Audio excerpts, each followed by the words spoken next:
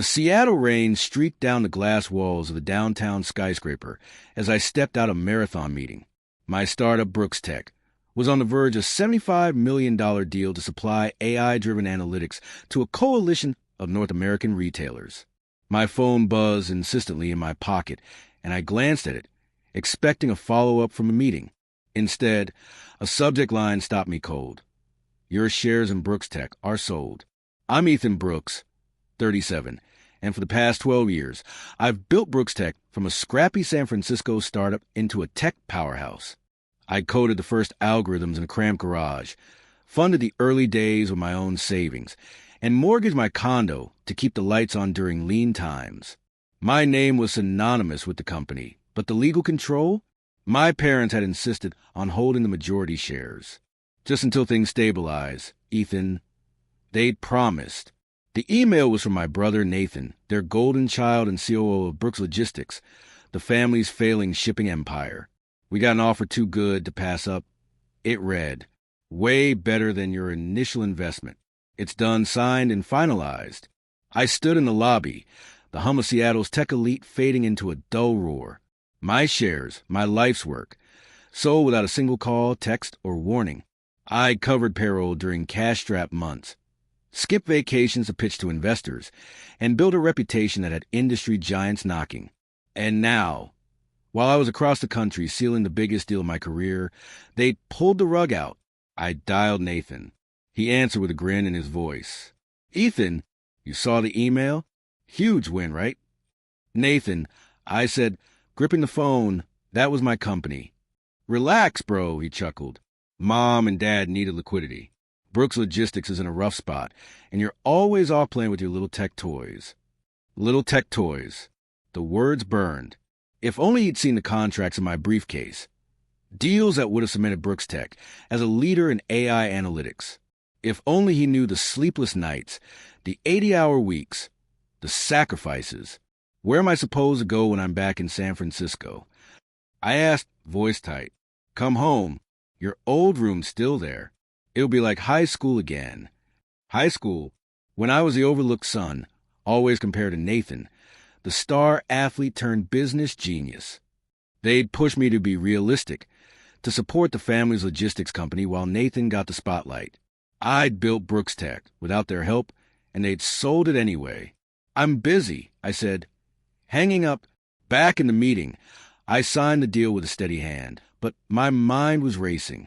In 3 weeks, Brooks Logistics would face a brutal audit from a mysterious new consultancy hired by their newest board member, the one who just acquired their biggest competitor. My firm. They'd sold my company, but soon they'd meet their new boss. While my family thought I was tinkering with code in a San Francisco loft, I'd been building something far bigger. Brooks Tech was just a public face. Behind it was Veritas Analytics, a relentless acquisition firm I'd founded in secret. Specializing in distressed companies, Veritas didn't just save failing businesses. We restructured, dismantled, and absorbed them. For 2 years, I've been quietly buying up Brooks Logistics debt. Every missed vendor payment, every defaulted loan, every overdue invoice, they all funneled to me through a labyrinth of shell corporations. My family thought I was a small-time tech nerd. In truth, I was Ethan Brooks, CEO of Veritas Analytics, one of North America's most aggressive players in corporate takeovers. My phone buzzed again. Another text from Nathan. Sorry, bro, business is business. That phrase. They'd use it to justify everything. Deny me a college loan because Nathan needed seed money for his failed startup, draining my savings for company emergencies without a word, dismissing my dreams as impractical. And now, they'd sold my company to prop up their sinking ship. I replied with a single word, understood. Then I turned to my legal partner, Sarah Chun, in Seattle. Are the contracts finalized? She slid a folder across the table. By Monday, you'll control 75% of Brooks Logistics. The debt consolidation is airtight. I signed the documents with the calm precision my family mistook for passivity. This wasn't just a deal, it was a reckoning. In weeks, I'd own the majority of Brooks Logistics, the company they'd chosen over me time and again. Book me a flight to San Francisco, I told my assistant Mia. and get me a meeting with the Brooks Logistics Board. The weeks that followed were a whirlwind of due diligence, asset valuations, and late-night strategy sessions. I moved into a sleek loft overlooking the San Francisco Bay, ignoring Nathan's calls and my parents' increasingly desperate emails. They thought I was sulking over my little startup. Let them. It would make the reveal that much sweeter. I spent my days in Veritas' hidden office, a nondescript building in Oakland where my team of analysts and lawyers worked in secrecy. We pored over Brooks Logistics financials, uncovering years of mismanagement. My father's stubborn refusal to modernize, my mother's lavish PR campaigns, Nathan's reckless expansion plans. They bled the company dry. One evening, Sarah stopped by with a bottle of bourbon. "You sure about this, Ethan?" she asked, pouring us each a glass. "This isn't just business. It's personal."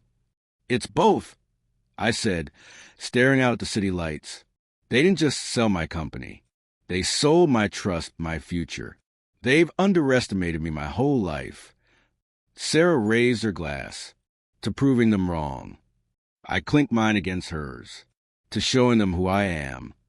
The morning of the board meeting, I stood before my mirror, adjusting my tailored charcoal suit. The reflection wasn't the awkward kid they dismissed or the tech geek they'd mocked. It was Ethan Brooks, CEO of Veritas Analytics, ready to claim what was his. Briefcase in hand, filled with documents to cement my control, I headed to Brooks Logistics headquarters in San Francisco. The building was a relic of my father's ego, gaudy, inefficient, and stuck in the 90s, just like his business sense. He'd once told me, "You'll never understand real business, Ethan." In that very lobby, the security guard, already on Veritas payroll, gave me a subtle nod. "Welcome back, Mr. Brooks." Half the executive team was mine, too, bought through loyalty or leverage.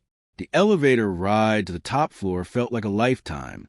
I replayed every slight, Nathan's smug grins when I pitched ideas, my mother's lectures about family duty, the betrayal of selling my company. It had all led to this. As the doors opened, I heard my father's voice, thick with frustration. "This is absurd. Some faceless firm can't just take Brooks Logistics. We built this from the ground up." "I've checked the numbers, Dad," Nathan said, sounding shaken. "Veritas Analytics owns 75% of our stock and most of our debt. We're legally obligated to meet their CEO today." My mother's voice was falsely optimistic. "We'll handle it. We always do." I pushed open the boardroom door. Every head turned. My father's face reddened with irritation. "Ethan, this is a board meeting. Whatever tantrum you're throwing about your company can wait." I set my briefcase on the table with a deliberate thud. "Actually, I'm right on time. The CEO of Veritas Analytics is scheduled for 10 a.m. Nathan frowned, glancing at his watch. "Yeah, but he's not." "He is." I cut in, opening my briefcase and sliding out the documents. "I'm the CEO of Veritas Analytics." Silence. My mother's coffee mug slipped, shattering on the hardwood floor. My father's jaw went slack. Nathan's eyes widened, like he'd seen a ghost. "That's impossible," Nathan stammered. "You run a tiny tech startup. You can't." "Can't what?" I asked, tilting my head. "Be capable? Strategic? Too much of a failure to outsmart you." I spread the papers across the table. Veritas Analytics hold majority ownership of Brooks Logistics, including controlling board seats. As of today, The room was a frozen tableau of shock. My father grabbed the documents, his hands trembling as he scanned the numbers. "This is a mistake," he muttered, his voice hollow. "No," I said, my tone steady as steel. "This is what happens when you underestimate the wrong son. Like selling my company without a word. Like draining my college fund for business needs. Like calling my work a hobby while I build an empire under your noses." My mother's eyes welled up. "Ethan, we needed that money to save the company." "Your legacy?" I shot back, scanning the room. "Take a look around, Mom. This isn't your legacy anymore. It's mine. Veritas Analytics doesn't just rescue failing companies. We rebuild them. And Brooks Logistics? You've been running it into the ground for years." The board members watched, some barely hiding their satisfaction. They'd endured my family's arrogance and incompetence for too long. Now the tide was turning. Changes start today. I announced, "Nathan, you're relieved as OO, effective immediately." His jaw dropped. "You're firing your own brother?" "Dad, you're stepping down as CEO." "Mom, your role as head of PR is terminated." "You can't do this," my father roared, slamming a fist on the table. "We're your family." "Business is business," I said, letting their favorite phrase hang in the air like a guillotine. "But I'm not firing you. I'm giving you a chance to earn your place." I opened a personnel folder. "Nathan, there's an opening in data entry." "Dad, we need warehouse supervisors for our new distribution hub." "Mom, the front desk could use a receptionist with your charm." My mother gasped, tears streaming down her face. My father looked like he might collapse, his face ashen. Nathan just stared, speechless. I continued, tucking the folder away, "Clear your desks by 5 p.m. Your choice." "You ungrateful," my father started, but I raised a hand. "Careful," I said, voice sharp. "You're talking to your boss." I gathered my documents and turned to leave, pausing at the door. "Oh, about my company, the one you sold? I bought the holding firm that acquired it. Brooks Tech will be back in my name by tomorrow." Their faces were a study in disbelief, shock, humiliation, and the bitter realization they'd been outplayed. My mother's sobs grew louder, my father's curses echoed, and Nathan's silence was deafening. As I walked out, my shoes clicked against the polished floor, a sharp, final sound. For the first time in 37 years, their chaos couldn't touch me. I'd built something they never believed I could, something they never wanted me to. Now, I stood at the pinnacle, not just proving them wrong, but showing them what they'd failed to see. In the elevator, my phone buzzed, a text from Sarah. "How'd it go?" I smiled as the doors closed. Better than expected. Time to rebuild Brooks Logistics. My way. Days turned into weeks, and Brooks Logistics began its transformation. I hired top talent, streamlined operations, and leveraged Brooks Tech's AI to optimize supply chains. The company my parents had bled dry was reborn under my watch, stronger than ever. One evening, as I worked late, Sarah dropped by. "You did it, Ethan," she said, grinning. "You took their empire and made it yours."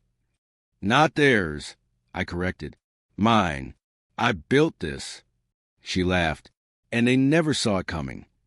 I glanced at a framed photo on my desk, not my family, but the original Brooks Tech team, the ones who believed in me when no one else did. "Sometimes," I said, "the best revenge isn't revenge at all. It's becoming what they said you couldn't." Months later, I stood on the balcony of my loft, the Bay Bridge glowing in the distance. Brooks Tech was thriving, its name restored to my control. Brooks Logistics was on track to dominate the market. My family had faded into obscurity. Nathan took a job at a rival firm. My parents retired to a quiet suburb, their influence gone. I reclaimed everything they'd taken, my company, my future, my worth. But more than that, I'd reclaimed my voice. For anyone who's been underestimated, overlooked, or told they weren't enough, my story is for you. You don't need to shout to be heard. You don't need their approval to succeed. You just need to keep building, keep moving, until the moment you walk into the room and they realize you've been the one in control all along.